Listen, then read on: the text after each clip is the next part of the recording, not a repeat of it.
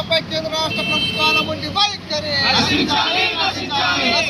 నిరుద్యోగులపై కేంద్ర రాష్ట్ర ప్రభుత్వ నిర్లక్ష్య వైఖరి నశించాలి.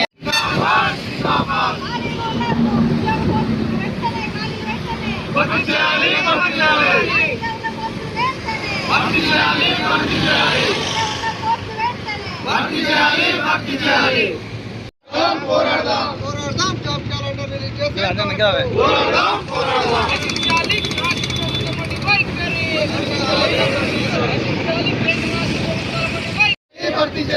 చేసి జాబ్ క్యాలెండర్ వెంటనే జాబ్ క్యాలెండర్ వెంటనే ఖాళీగున్న ఉద్యోగాలను వెంటనే ఉద్యోగాలను వెంటనే పోరాడదాం. జాబ్ క్యాలెండర్ రిలీజ్ చేసేంత వరకు కేంద్ర రాష్ట్ర ప్రభుత్వం ఉద్యోగ నోటిఫికేషన్ ఇచ్చేంత వరకు విడుదల చేయాలి. జాబ్ క్యాలెండర్ వెంటనే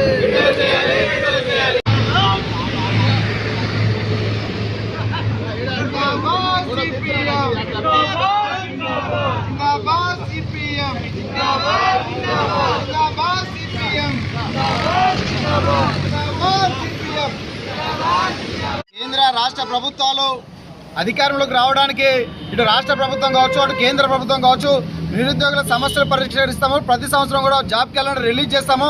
నిరుద్యోగులందరూ కూడా ఉద్యోగం వచ్చేంత వరకు కూడా నిరుద్యోగ భృతి కూడా చెల్లిస్తామని చెప్పిన ఇటు రేవంత్ సర్కార్ కావచ్చు అటు కేంద్ర బీజేపీ సర్కార్ కావచ్చు ఈరోజు నిరుద్యోగులందరూ కూడా నట్టంటే ముచ్చిన పరిస్థితి ఈ తెలంగాణలో దేశవ్యాప్తంగా కూడా కనబడుతుంది.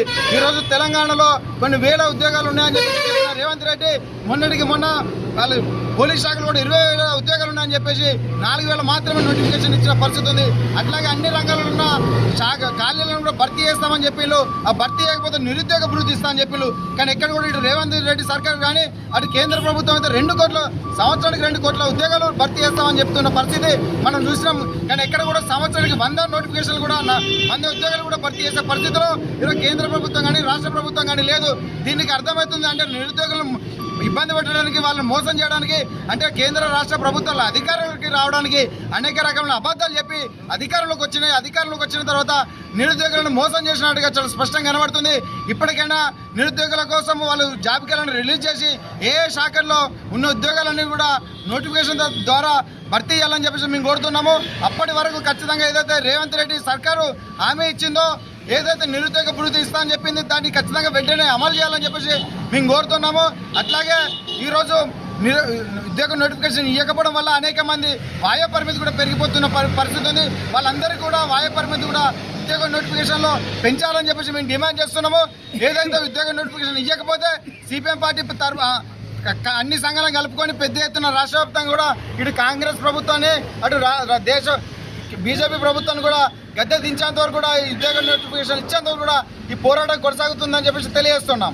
ఉద్యోగులకు ఉద్యోగ నోటిఫికేషన్ ఇస్తామని చెప్పేసి ఉద్యోగాలు సంవత్సరానికి లక్షల ఉద్యోగాలు భర్తీ చేస్తామని చెప్పేసి నిరుద్యోగులకు అనేక హామీలతో ఈరోజు కేంద్ర ప్రభుత్వం కావచ్చు రాష్ట్ర ప్రభుత్వం కావచ్చు అధికారంలోకి వచ్చినటువంటి సందర్భం ఉంది.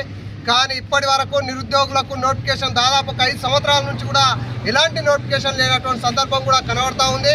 అదేవిధంగా నోటిఫికేషన్ ఇచ్చినట్టే ఇస్తూ వాటి మీద నోటిఫికేషన్ మీద మళ్ళీ ఇంకో దిక్కు నుంచి కేసులు వేస్తూ ఈ ఉద్యోగాలు మొత్తమే ఇవ్వకుండా చేసినటువంటి సందర్భాలు కూడా కనబడతా ఉన్నాయి. ఈరోజు చూసినట్టయితే మొన్న దిల్సుఖ్ నగర్లో రేవంత్ రెడ్డి డీసీపీ గారు పోలీస్ శాఖలో 19,430 ఉద్యోగాలు ఖాళీలు ఉన్నాయని చెప్పిన సందర్భం కూడా ఉంది.